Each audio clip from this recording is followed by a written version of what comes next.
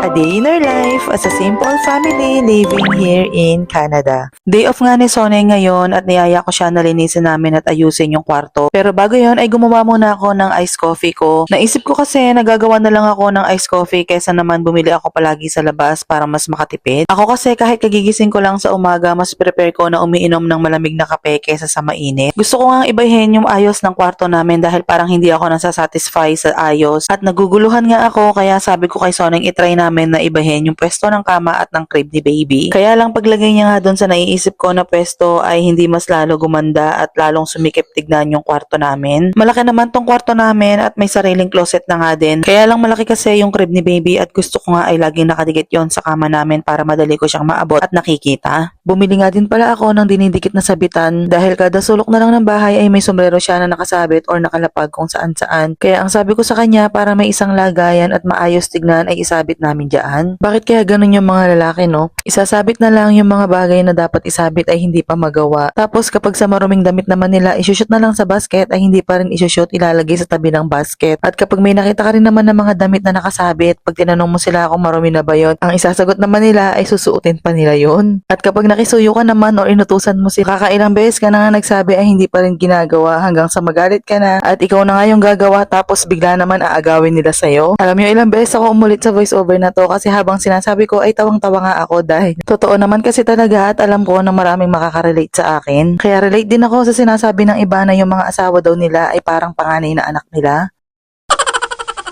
Anyway, nung hapon na nga pala ay napagdesisyon na namin na dalhin yung mga bata sa park para naman makapaglaro at malibang sila at hindi lang nakakulong sa loob ng bahay. Maiksi lang kasi ang summer dito kaya dapat sulitin na palagi dahil kapag dumating na naman ang winter season ay wala na namang magagawa at nakakulong na naman lagi sa loob ng bahay. At sasagutin ko nga din pala itong tanong na ito sa akin na ipa-flash ko na lang sa screen. Yung bahay daw ba namin na tinitirahan dito ay provided ba ng company ng asawa ko para daw may idea siya since balak daw mag-abroad ng asawa niya. Hindi po free yung accommodation ng asawa ko dito sa Canada at hindi rin po sagot ni company or ni employer yung bayad. Nung time na na-hire siya at nag-orientation sila ay in-explain na sa kanila agad na sagot nila ang bayad ng accommodation nila pero tinulungan sila sa paghahanap ng matitirahan nila. Hindi ko sure pero alam ko most of the company dito sa Canada ay hindi talaga sinasagot ng mga employer yung accommodation ng mga employee nila o kaya naman siguro ay nakadepende yon sa sahod nila or kontrata nila or case-to-case basis pa rin. Yung sa company kasi ng asawa ko noon ay okay naman yung rate ng sahod nila at kahit sagot nila yung accommodation nila ay malaki pa rin yung matitira para sa kanila. Yung tipong mas malaki pa rin yung matitira sa'yo kumpara naman sa mga babayaran mo. Pero nagbago naman na yon dahil nga magkakasama na kami dito at mas lumaki ang expenses namin. Dati kasi nung mag-isa lang siya ang binabayaran niya sa bahay included na utilities ay 400 Canadian dollars. Syempre hindi nila solo yung bahay, may mga kasama sila at pati sa kwarto ay hindi rin nila solo. Pero may kanya-kanya naman sila na kama. At para din makatipid sila noon ay pati sa pagkain ay nag-aambagan sila. Every grocery nila ay hinahati nila yung bayad para nakakatipid sila. Kaya lang ang ginagawa nila noon dahil nga pagod na sila galing trabaho, madalas isang putahin na lang ng ulam ang niluluto nila at good for 1 week na nila yon. Tapos sa mga prutas naman at tinapay ay kanya-kanya na sila doon at pangbaon din sa trabaho. At ang pasok niya nga noon ay panggabi at wala nang palitan yon dahil kapag panggabi ka doon ay panggabi ka na talaga at ayun na yung magiging shift mo unless ay may ma-open na ibang shift at pwede mong applyan yon kaya lang by seniority sila. For example, may nag-resign sa pang-umaga o kaya naman sa panghapon ay pwede mo ngang applyan yon. Pero ang priority na pwedeng i-hire doon ay yung mga nauna sa'yo at nakabase sa apelido nyo. Ayun yung tinatawag nila na by seniority. Kung sino yung mga naunang na-hire at base pa yon sa apelido alphabetically.